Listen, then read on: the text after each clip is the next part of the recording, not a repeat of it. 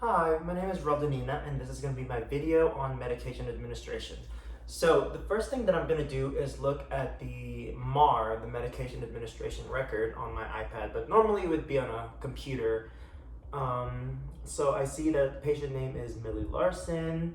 The date of birth is 1/1/1936.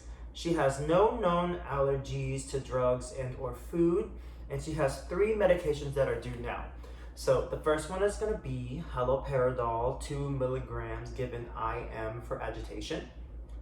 The second medication will be insulin Lispro, 10 units given sub-Q with breakfast for blood sugar, controlling the blood sugar.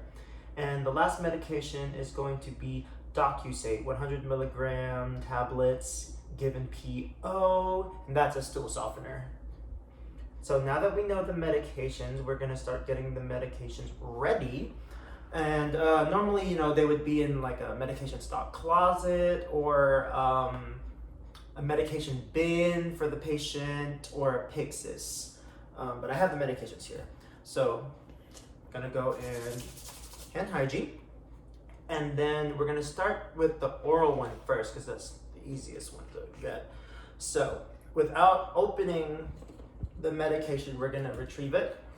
So we're gonna double check with the MAR again. So this is Docusate, 100 milligrams, expires on 10/20/25. So we're good on that one.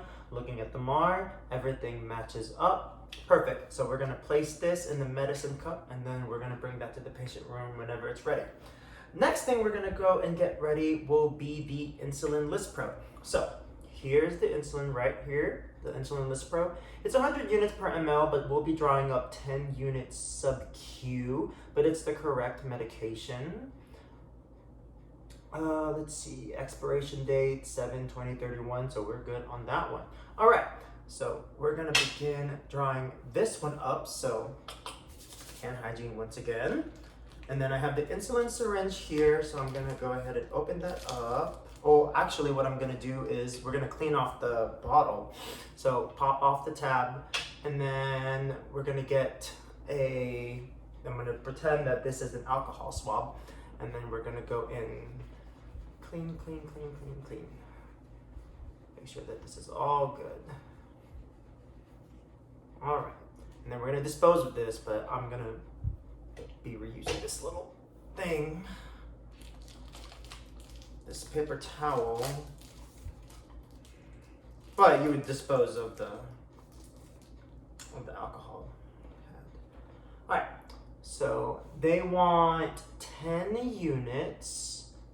So what we're gonna do is we're gonna take off the tab and I'm gonna measure out 10 units here. This is the air. Make sure that we got 10 units here on the air. Correct. And then I'm gonna place it down, inject the air, turn it over, and then drop the medication. And then I'm gonna make sure we have 10 units. Perfect.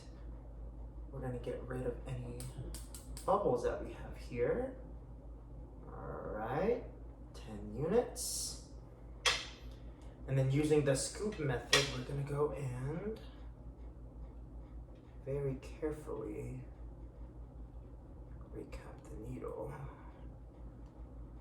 Okay, so that medication is ready. We're gonna wash our hands, do some hand hygiene, and then we're gonna do the last medication, which will be the haloperidol, which I have right here. We're gonna double check to make sure. So this is 5 milligram per ml. They want 2 milligrams of the haloperidol. So if we do our drug calculation correctly, that will be 2 divided by 5, which is 0.4. That's how much we're drawing up, 0.4 ml. Okay, so we're gonna do we already did the hand hygiene, so we'll pop this one open. This is a clean alcohol pad. Clean. And then let's get our needle's ready. So we don't have a blood filled needle here, but most places do to drop the medication, and then we'll screw in the actual needle. But I don't have a blood filled needle right now, so I'm just gonna have to make do with what I've got. So I'll be using the 22 gauge, the 1 1/2, because this will be intramuscular. And I didn't say it earlier, but I was using an insulin syringe, the 1 ml 29 gauge, the 1/2. Okay.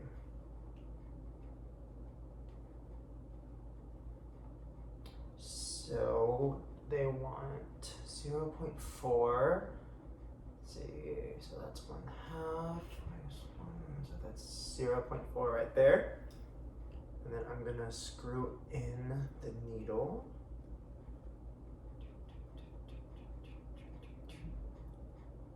Uncap it, place the cap in a safe area. Okay, inject. That's 0.4 with the air. And then draw up 0.4 ml.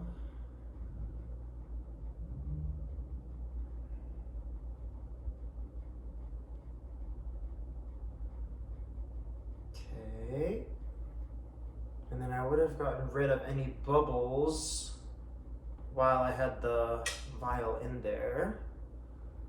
And then from there, we'll do the scoop method, and then very carefully recap the needle. All right, so all of our medications are ready. So now we'll be going over to the patient room, introducing ourselves. Hi, my name is Rodanina. I'm going to go and administer some medications to you. Let me get your name, date of birth, check the armband. It's Millie Larson. She tells me 1/1/36. I ask her if she has any allergies. No allergies. Great. Let's get the show on the road. So I want to give the patient some privacy, draw a curtain if need be, close the door, do what I gotta do. We're gonna go ahead and do some hand hygiene, and then let's go and administer the first medication. So this one is going to be the DocuSay, and then for the third time, we're gonna go and check the MAR before giving it to the patient. So one more time. DocuSay, 100 milligrams, taking it orally. All right, perfect. So that's the medication. So quickly, I'm gonna go tell the patient, hey, so this is gonna be a medication called DocuSay. You'll be taking 100 milligrams of this by mouth, and this is gonna be to soften up the stools. So without touching the medication, I will be opening it up, dropping it in the medicine cup, and then giving it to the patient to swallow. And then I'll stay with her until she swallows the medication, and then I will document accordingly once she finishes. All right, the next one we're gonna do is the insulin. So from there, I'm gonna go in proper hand hygiene, and then we're gonna glove up for this one.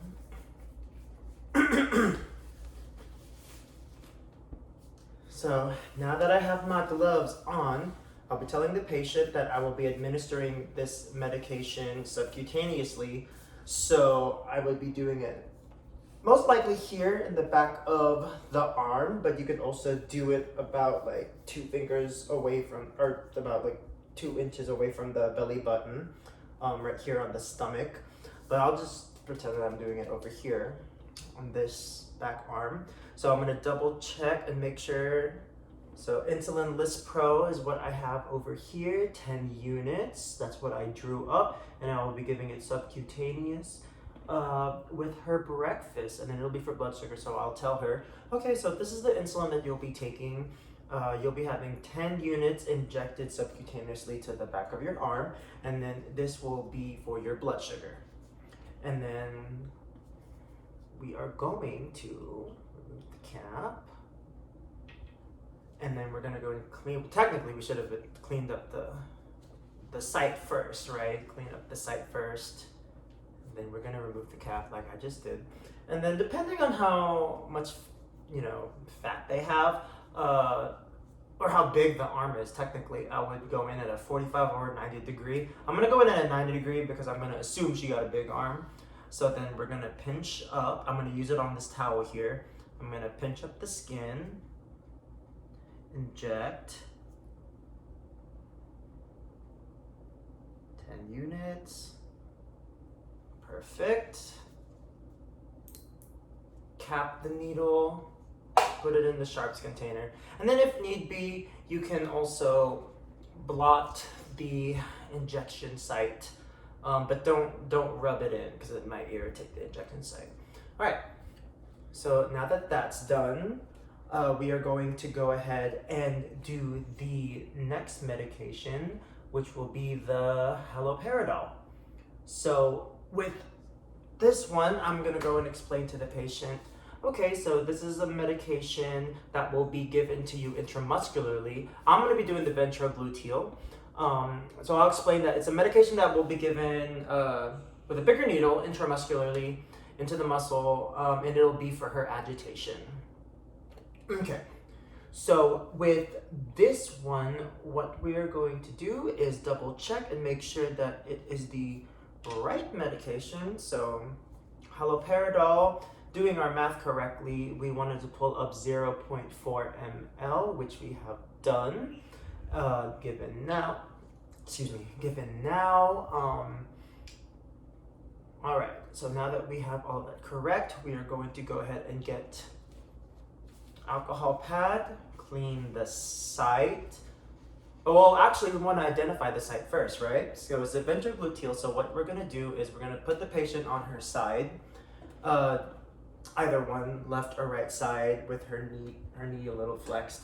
And then we're gonna locate the site by putting the palm of the hand on the greater trochanter, the index finger on the superior iliac spine, and then the middle finger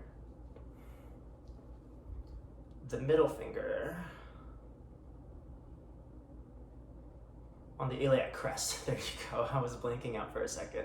And then in the middle of the middle and the index finger, that's where we will be doing our injection site. So what we're gonna do is we're gonna go in alcohol pad, clean up that area, and then we're gonna have the alcohol pad, one of the corners facing where I'm gonna go and inject, just so we have the visuals, so whenever I go grab the medication, I won't forget. So now that we have the medication ready, we've already double checked with the MAR for the last check, and the fan just blew over my alcohol pad, but we're gonna double check the MAR, make sure that it's correct, which it is. So now I'm gonna uncap the needle, and then assuming that my alcohol pad was still there, we're gonna find the injection site again, and then we're gonna go at a 90-degree angle, dart it in. This towel is pretty rough, so I'm not able to necessarily dart it in all the way. And then we're going to insert the needle all the way and then inject the medication. Take the needle out, put it on the safety, put it in the sharps container, and then you wanna dab if need be, but don't rub it in. And the difference between this and the sub-Q was that the sub-Q I was pinching it, but then this one I didn't verbalize it, but I want to go and spread out the skin for this one. So now that we finished with that, and all of our needles are in the sharps container, she took the PO medication, we're going to remove the gloves.